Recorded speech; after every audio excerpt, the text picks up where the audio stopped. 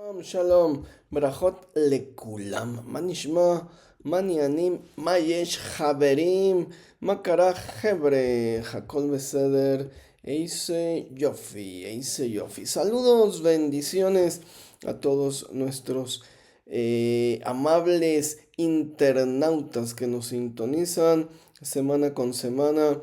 A todos nuestros lectores, a mis lectores, muchas gracias por todo su apoyo a este canal. Muchas gracias por su apoyo en leer mis libros. Es un gran placer ser leído, ¿no? Es básicamente el anhelo de todo escritor. Saludos en Chile, en Argentina, en Colombia, en Venezuela, en Perú, en Guatemala, en Ecuador, en República Dominicana, Nicaragua, El Salvador, Puerto Rico, Cuba, en Meo Brasil. Muchos saludos y bendiciones en Sudamérica. El Señor esté prosperándoles. La bendición de Dios los alcance, los persiga, para que el Señor manifieste sus pensamientos de bien en sus vidas. Un saludo en España. Saludos a todos los que nos miran en el antiguo continente, en el viejo continente. Y bueno, tenemos ya público también sintonizándonos en Argelia, Indonesia, Camboya. Qué interesante. Mándenos saludos, déjenos saber desde dónde nos están viendo, hasta dónde están alcanzando estas transmisiones. Saludos en la Unión Americana. God bless America. Sí, señor, en California, en Texas, Florida, New York, el Señor esté bendiciéndolos, el Señor esté dando el anhelo más profundo de sus corazones. Y por supuesto, a nuestro público mexicano, el músculo mexicano, saludos y bendiciones en territorio nacional. Desde aquí, desde el Valle de la Náhuac, lanzando estas transmisiones para todo el mundo, para que lo que recibí de gracia, también lo doy de gracia. Estas enseñanzas, todas presentes en mi libro del Edén a Sodoma, Singularitatem, bueno, los hemos estado promocionando. Y hoy vamos a ver Ur de los Caldeos, Ur Kasdim en hebreo.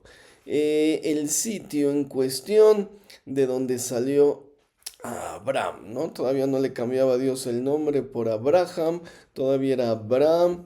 Y nos dice la escritura que Taré tomó a Abraham, a Lot y a sus respectivas esposas y salió de Ur de los Caldeos. Básicamente, bueno, Abraham es muy importante para el judaísmo. Es el parteaguas entre lo real y lo ficticio, entre lo histórico y lo mítico, entre lo arqueológico y lo legendario. La literatura fantástica se sustituye por el relato histórico milagroso, ¿no? Entonces, bueno, para el judaísmo, antes de Abraham, todo entra dentro del mito y la leyenda, ¿no? Tenemos, dijimos, mitos de origen, estas historias sobre la creación. Tenemos fábulas, ¿no? Que tienen una función específica, como la historia de la caída. Tenemos historias simbólicas, hablábamos del relato de la Torre de Babel, historias que pudieran ser recuento o interpretaciones de la geología del planeta, como el diluvio. Pero la primera historia que el judaísmo toma como verídica es la historia de el patriarca Abraham. ¿Por qué? Pues porque su tumba está presente, ¿no? Porque hay unos restos ahí óseos, no hay evidencia arqueológica de que el hombre vivió y existió. Pero bueno, vamos por partes, ¿no? Podemos situar las primeras genealogías bíblicas unos 2800 años antes de nuestra era, digo aproximadamente. Y bueno, vamos a analizar por qué, o posiblemente con base histórica, por qué Taré dejó Ur de los caldeos, Ur Kasdim. Tenemos esta idea romántica o romantizada, ¿no? De que Dios llamó a Taré. En el judaísmo no se ponen de acuerdo, bueno, más bien están de acuerdo en que Taré seguía siendo un hombre pagano, ¿no? El buen Taré era un pagano y por eso se murió en el camino y Abraham continuó la travesía. Pero la historia, los hitos, ¿no? Los descubrimientos de manuscritos, bueno, de tablillas con historias sumerias, nos muestran una realidad diferente. Vamos a ver algunos datos. En el 2334 a.C., recuerden que son datos históricos, esto quiere decir que son datos aproximados. ¿Qué tan aproximados? 10 años antes, 10 años después, y bueno, hablando de estos miles de años, 100 años antes, 100 años después, ¿no? Realmente los datos históricos pueden variar, ¿no? En su datación. Entonces, bueno, estamos hablando aproximadamente en el 2334 antes de Cristo. Se va a mencionar a Sargón, rey de Acadia, ¿no? El gobernante de Acadia. Pudiera ser el Nimrod bíblico. ¿Se acuerdan que mencionamos un Nimrod, que es un fundador, un héroe legendario que fundó Acadia, Babel, ¿no? ¿No? Saliendo ahí hacia el Kedem, ¿no? Hacia el Kadim, hacia el frente. Sería como el oriente, ¿no? La traducción. Pero bueno, podría ser Sargón de Acadia, el Nimrod bíblico, ¿no? 2334 antes de Cristo. A la muerte de Sargón viene un periodo de 125 años donde hubo mucha inestabilidad política. Estamos hablando del 2278 antes de Cristo al 153 antes de Cristo. Son básicamente 125 años. Y las crónicas sumerias nos van a decir que hubo 10 reyes sobre Acadia en este tiempo, en un periodo de 125 años, ¿no? Es decir, hay toda una inestabilidad política, con sarcasmo. Bueno, las crónicas sumerias con un gran sarcasmo, ¿no? Imagínate unas tablillas de barro o escritas en piedra, ¿no? Con cuñeiforme y van a emplear el sarcasmo, ¿no? Van a hacer una pregunta, van a preguntar quién era rey, quién no era rey, ¿no? Es decir, todo mundo se postulaba como reyes durante este periodo. La inestabilidad política fue tan fuerte que en el 2153 a.C., la capital de Acadia fue destruida y trasladada a Erech. No estamos hablando de Mesopotamia. Recuerden que Mesopotamia ha cambiado de nombres, ¿no? Se llama Babilonia, Sumeria, ¿no? Mesopotamia, Acadia, Asiria, ¿no? También fue conquistada por los asirios. Entonces es el mismo sitio, el mismo lugar, ¿no?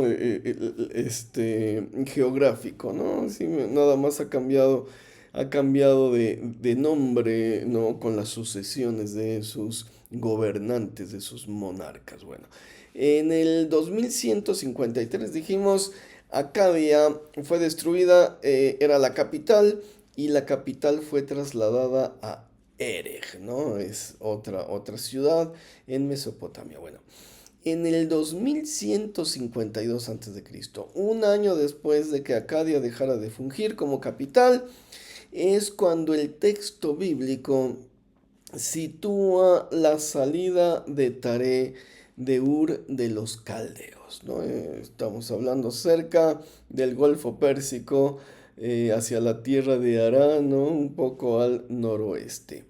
Un año después de que la capital fuera destruida, Taré dejó Ur de los Caldeos, dejó Babilonia, ¿no? Hay mucha coincidencia, ¿no? Por supuesto que podemos especular que este hombre dejó Babilonia por la inestabilidad política, ¿no? Estamos viviendo momentos de migraciones masivas en todo el mundo, ¿no? En Europa están huyendo de la guerra en Siria, ¿no? La mayoría de los inmigrantes fueron acogidos por Alemania, que necesitaba mano de obra joven para sus fábricas. No, Inglaterra dio un plebiscito, dijeron no queremos que esos inmigrantes lleguen aquí y se acabó el Commonwealth, ¿no? Se acabó la Unión Europea con nosotros y se salió de la Unión Europea. Por ahí dicen después que se arrepintieron, ¿no? Los británicos, bueno, se cayó el euro. Estuvo a la par del dólar, ¿no? No, imagínate, ¿no? Después de ser una moneda que había alcanzado una estabilidad, esto indica que efectivamente Inglaterra, la libra esterlina, le da un sustento fuerte al euro, ¿no? Entonces, bueno, todo esto producido por migraciones. En México hay un problema migratorio bastante fuerte también. Vienen los grupos de Sudamérica, de todos los países, Venezuela, Guatemala, Salvador, y con el sueño americano, ¿no? Intentando atravesar las fronteras de México, intentando atravesar la frontera de México con Estados Unidos para llegar a la Unión Americana. Y bueno, en la Unión Americana no los reciben con los brazos abiertos, ¿verdad? Entonces mucho migrante se queda en territorio nacional y ha sido un problema que visualizaron los futuristas hace 20 años. Hace 20 años, cuando hice mi doctorado, eh, se veía venir el problema de la migración. Y decían los futuristas, no se va a poder detener, ¿no? Tienen que pensar qué hacer con los migrantes, porque todo va a cambiar, ¿no? Va a haber migración por el clima, por cambios climáticos, va a haber migración por hambruna, va a haber migración por sistemas políticos, ¿no? Y se va a incrementar la migración a niveles exorbitantes. Y bueno, lo estamos viviendo. Nadie le creyó a los futuristas, ¿no? Háganle caso más a los futuristas, lean un poco más a toda esta gente que previó lo que iba a suceder y que dijeron es momento de anticipar qué medidas se van a tomar. No para frenarla, porque es imposible frenarla, esto dicen los futuristas, sino para ver cómo se integran estos migrantes a las nuevas sociedades a las que migran, ¿no? Entonces, no, bueno, piénsele, gracias a Dios no estoy en los zapatos de los que toman estas decisiones tan difíciles, ¿no? Son decisiones que requieren mucha cabeza. Bueno, Babilonia hace 2150 años no era la excepción. Había tanta inestabilidad. Dijimos que cuando cayó la capital de Acadia, Tare dijo, vámonos de aquí, ¿no? Vámonos de aquí, vámonos a Arán llegó, y bueno, a pesar de que la capital fue trasladada a Erech, la inestabilidad política y social continuó en Sumeria. De acuerdo a las crónicas cuneiformes, del 2153 al 2092, es decir, en un periodo de 61 años, hubo 35 reyes, ¿te imaginas? 35 reyes. Vamos a ver, ¿no? De cómo les tocó. Oye, Siri, ¿cuánto es 61 entre 35? No me hizo caso. Bueno, debe ser como 1.5. Vamos a ver el cómo se llama. Con la calculadora manual. 61 entre 35. 1.74. Cada 2 años había un nuevo rey. ¿Te imaginas? Y bueno, por supuesto, la capital Erech fue destruida por las hordas Gituim en el 2092 antes de Cristo. Bueno, en el 2091, un año después de que la capital fuera destruida, salió Abraham de Harán en dirección a la tierra de Canaán al suroeste. Qué coincidencia, ¿no? Por supuesto que no es coincidencia que Taré haya huido de la inestabilidad en Sumeria y se haya ido a un lugar más tranquilo, Harán, y no es coincidencia que Abraham haya salido huyendo de Harán a un lugar todavía más tranquilo, que era Canaán. Dijo, vámonos al sur.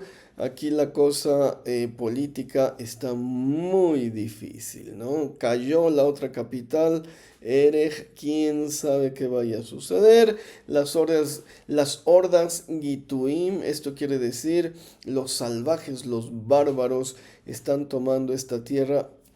Vámonos a Canaán, vámonos de Babilonia. No aquí espantan, dijo Abraham tomó a su esposa, a su sobrino, y dijo, ahí se ven, yo voy a buscar nuevos horizontes. Y bueno, no, qué interesante, ¿verdad? Qué interesante cuando lo vemos a ojos de la historia. Y el relato bíblico nos dice que Abraham llegó a Siquem, Shechem en hebreo, a un lugar que se llama Elón Moré. Básicamente se traduce como el roble, Elón, y bueno, el roble, Dios mío, quién sabe, si sea un roble, Elón, no, Alon Bahut, no, el roble, es un árbol de nueces, es un problema siempre las traducciones. En la Biblia diacrónica hebraica dejo el nombre sin traducir, Elón, porque decir que fue un roble, no, pudo ser una encina. Si me explico, pudo ser otro tipo de árbol. Pero bueno, tenemos una idea de que era un árbol de nueces, ¿no?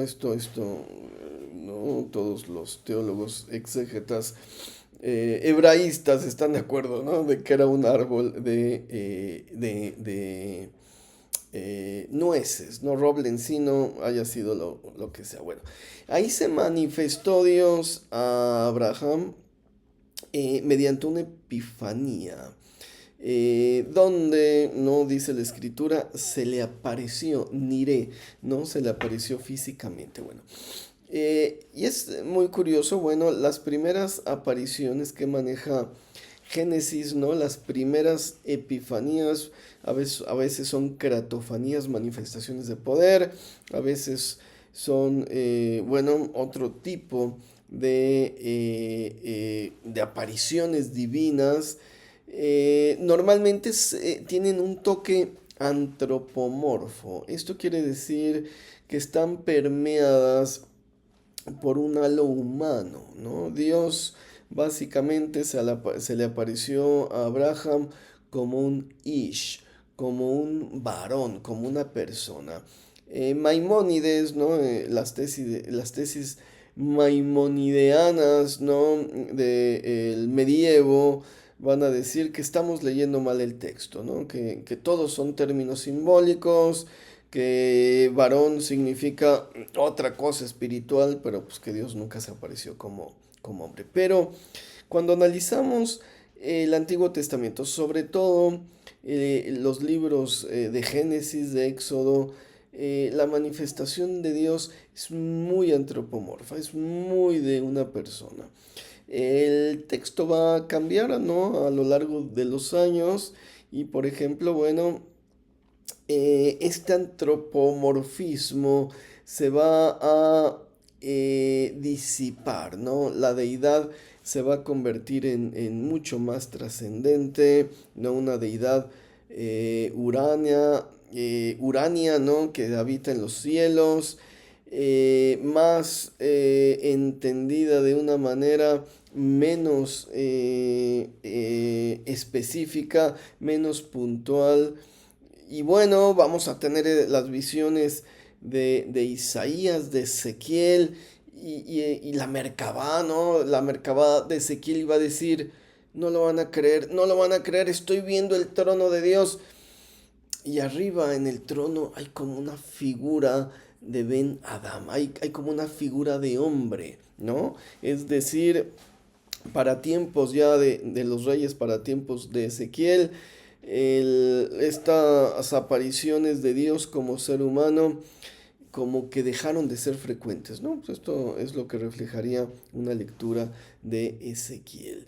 Y bueno, en este sitio donde Abraham tuvo esta aparición del varón, levantó un misbeach, ¿no? Básicamente es el término para designar un altar. Ahora bien, recordemos que los misbeach bíblicos debían ser de piedras sin labrar, ¿no? Lo vimos en el estudio anterior.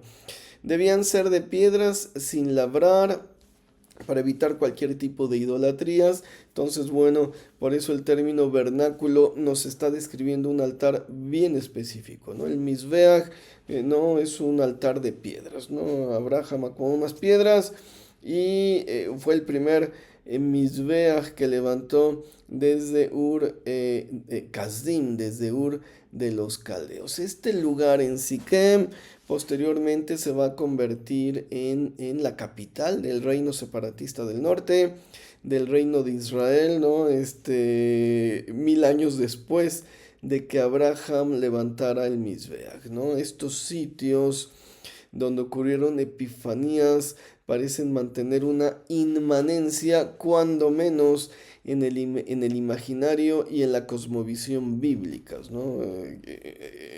Digo, definitivamente cuando uno va, por ejemplo, a orar al muro de los lamentos o a la tumba del jardín, se siente una presencia de Dios muy diferente, única, ¿no? Entonces, bueno, hay una inmanencia en los lugares de culto, en los lugares religiosos y más donde se manifestó la presencia de Dios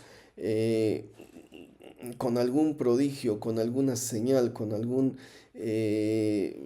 alguna cratofanía, alguna demostración de poder divino. Y bueno, se nos dice que Abraham continuó su travesía hasta llegar a un monte al Kedem, ¿no? Sigue otra vez esta idea del Kedem, Kadima hacia adelante, Kadima hacia adelante, que se ha traducido o se ha mal traducido como Oriente, pero ¿no? Su entendimiento más puntual es hacia adelante, Kedem, hacia el frente. Dice la escritura, al Kedem Kadima de Betel, ¿no? Digamos al oriente de Betel. El sitio en cuestión pudiera tratarse de un yacimiento arqueológico conocido como Kirbet Beit El, ¿no? Es un punto elevado en un valle que dista más o menos unos 3 kilómetros de Beit El y otros 3 kilómetros de Jai. Está como en medio, está entre Jai y entre Beit El, eso dice la escritura. Y la mención de Betel, ¿no? Dice, sí, levantó este lugar ahí, entre Betel y entre Jai. La mención de Betel, por ejemplo, nos da una idea de un narrador omnisciente, de un narrador que sabe o que escribió, que cristalizó la historia mucho tiempo después, porque el nombre de Betel, el lugar lo va a recibir hasta que Isaac experimentara una teofanía en el sitio, ¿no? En el sitio en cuestión, hasta que Isaac, ¿no? Experimentó la teofanía, entonces se le cambió el nombre a Beitel, antes se le llamaba Luz, no otro nombre de un árbol de nueces, ¿no? Hay quien dice es el almendro, puede ser un encino, ¿no? Ve tú a saber. Por eso los nombres de los árboles ni de las rocas se traducen. Bueno, ¿Qué estoy diciendo con esto? Que Abraham en realidad llegó a Luz, él estaba en Luz, ¿no? El nombre de Betel apareció mucho después, él ni sabía que se llamaba Betel en ese momento, ni le puso Betel, era Luz. Y el narrador, bueno, no está consciente de esto, ¿no? Le llama Betel y hasta después nos explica, ay, pero no se llamaba Betel, se llamaba Luz, ¿no? Hasta que Isaac le cambió el nombre, ¿no? Entonces, bueno, son datos como importantes para saber cuando menos una, que los nombres de los lugares cambian, ¿no? Que había un nombre ahí, vernáculo, un nombre nativo, y que la Biblia va a modificar a veces estos nombres. Es por eso que a veces la arqueología cambia o se dificulta, porque encontrar el lugar histórico y buscarlo con el nombre bíblico, a veces no va a haber esta coincidencia. Es el mismo lugar, pero como tiene dos nombres, uno nativo, uno bíblico, entonces no hay una coincidencia. Bueno, esto nos dice que, bueno, el texto nos dice que Abraham plantó su oje, plantó su tienda, ¿no? Debemos entenderla como una tienda beduina y debemos entender el carácter de Abraham como nómada. Este hombre llegó a la tierra de Canaán y empezó a dar vueltas por ella. Tenía mucho ganado, el ganado consume los recursos muy rápido, desertifica el terreno y entonces, bueno, hay que estarlo moviendo constantemente. Entonces, el hombre se trasladó a otro sitio y bueno, se fue hacia el Negev. El Negev también es un lugar físico, ¿no? Que se encuentra en el sur. Y estos lugares van a situar las coordenadas. Normalmente se traduce como sur, se fue hacia el sur, pero en realidad se fue hacia el Negev, ¿no? Lo mismo con el Kedem, Kadima, se fue hacia adelante, que es hacia adelante. O el oriente, ah, caray, ¿no? Bueno, todo esto es muy, muy bíblico. Entonces, bueno, supone un lugar geográfico, un sitio cercano a la península del Sinaí. Y bueno, esta historia es muy, muy interesante. En primera, porque Abraham salió de Babilonia, Taré salió de Babilonia, es decir, los orígenes de Israel son babilonios, esto lo saben el Talmud y todos los rabinos, ¿no? Está incluso en la escritura cuando dice mi padre era un pobre arameo, ¿no? Venía de Aram, era un pobre babilonio, ¿no? Que dejó a los 70 años o a los 75 años Ur de los Caldeos. ¿Te imaginas qué flojera empezar una peregrinación a los 70 años? Bueno, pudo ser impulsado por las yescas, por los conflictos intestinos, por los problemas internos que estaba atravesando Babilonia, la inestabilidad política, el cambio de reyes, la caída de la capital, de las capitales, de Erech, de Acadia, ¿no? Y el temor a todas estas hordas de bárbaros Gituim que estaban invadiendo la zona. Entonces, bueno, podemos situar un momento histórico, podemos situar una causa histórica y podemos especular las razones por las cuales Abraham salió de Ur de los Caldeos. El llamado, la idea monoteísta de Dios, que empezó siendo un Dios antropomorfo, fue algo que se fue gestando con el tiempo. Quizás ya había un culto, Abraham tenía un culto a él, a Elohim. En su historia se menciona el Shaddai, ¿no? Como el nombre de la deidad principal. Y no estamos muy seguros si ya conocía el Shaddai, ¿no? En Ur de los Caldeos, dice Dios lo llamó de Ur de los Caldeos quién sabe con qué nombre lo llamaría, ¿no? Si era An, El, Enkiel, ¿no? Y después se convirtió en El Shaddai, o El Shaddai venía ya desde Babilonia. El hecho es que los orígenes babilonios de Dios no son, no están ocultos, no están velados al judaísmo.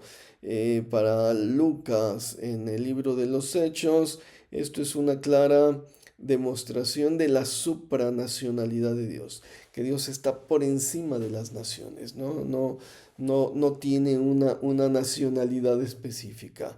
Y bueno, vivimos momentos de migración, pensemos cómo acoger a los migrantes, porque el fenómeno va a seguir ocurriendo de acuerdo a los teóricos, de acuerdo a los futuristas. Abraham fue un peregrino y estuvo buscando un lugar donde asentarse en la tierra. El Señor les bendiga, el Señor les prospere, el Señor les dé el anhelo más profundo de sus corazones, en el nombre de Jesucristo, en el nombre de Yeshua Hamashiach, Barajot Rabot Lekulam.